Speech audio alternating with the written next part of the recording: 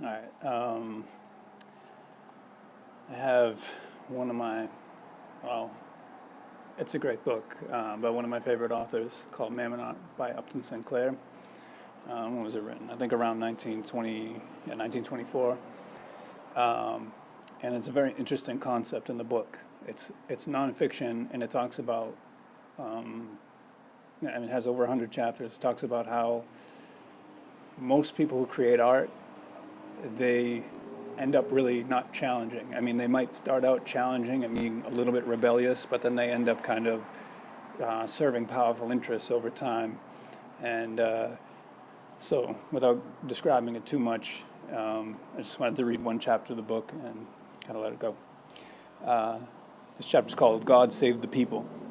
In the first half of this 19th century, the British factory system came to maturity.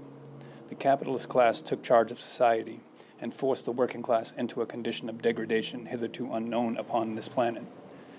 The class struggle took definite shape. Chartist agitations and suffrage reform bills and Corn Law riots. And there arose in England a man of genius to tell about the wrongs of the people from his own first-hand experience. His father was a wretchedly paid government clerk who had no acquaintance with the birth control movement. Charles Dickens was one of 8 half-starved children and went to work at the age of 10 in a filthy, ramshackle blacking factory.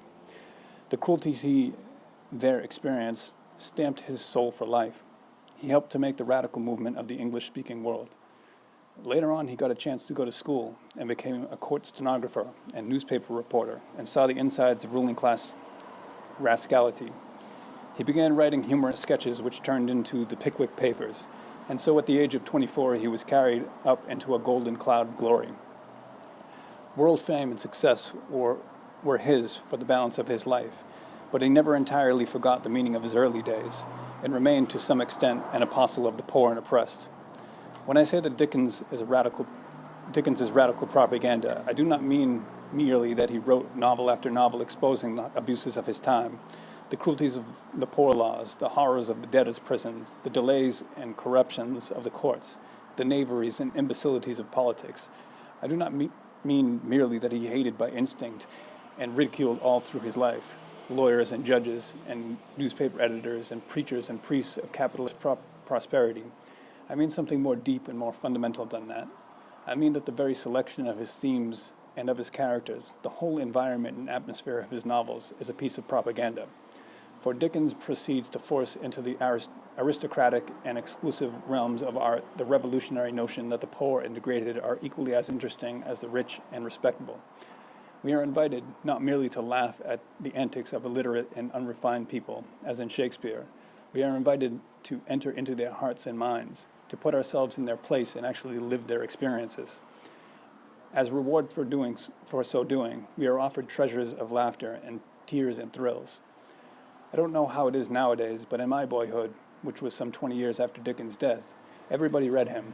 My rich relatives, who read nothing else, and my poor relatives, broken down Southern aristocrats, who read nothing else except the life of Robert E. Lee. And then in New York, the people I met in boarding houses and third-rate lodgings all shuddered over Bill Sikes and wept over Paul Dummy and laughed over Mr. Pickwick and Sam Weller. Dickens was, and remained to the end, from the point of view of leisure class culture, a quite vulgar person.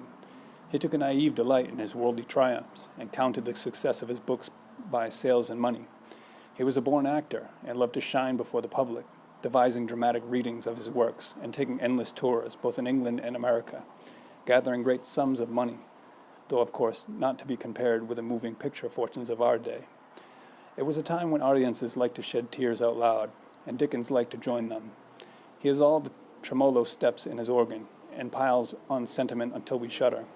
Fastidious and literary persons have now made it fashionable to declare that Dickens is unreadable, but the people have read him, and his sentiment as well as his humor are part of our racial heritage and one of the fountainheads of the socialist movement. His books are a 5 million word reiteration of the old Chartist hymn, "When wilt thou save the people? O God of mercy, when? Not kings and lords, but nations, not thrones and crowns, but men." Dickens himself was entirely instinctive in his class feelings. His mind was a typical middle-class muddle, and his remedy for the ills he pictured was kindness and poor law reform and charity bazaars, hanging paper garlands about the neck of the tiger of capitalism. The British masses needed time in which to find out how to bind and destroy this beast. But the first service was to proclaim the fact that this capitalist world is a world impossible for sensitive and decent human beings to endure, a world in which justice has become the circumlocution office, and truth has become Thomas Gradgrind, and Christianity has become Mr. Pecksniff and Uriah Heep. So, compared to other people he talks about in the book, he kind of speaks positively about Dickens for the most part, saying that he kind of kept true to his earlier experiences and was, not just using poor people as a crutch in his story to kind of gain humor, like he talks earlier in the book about how Shakespeare kind of does.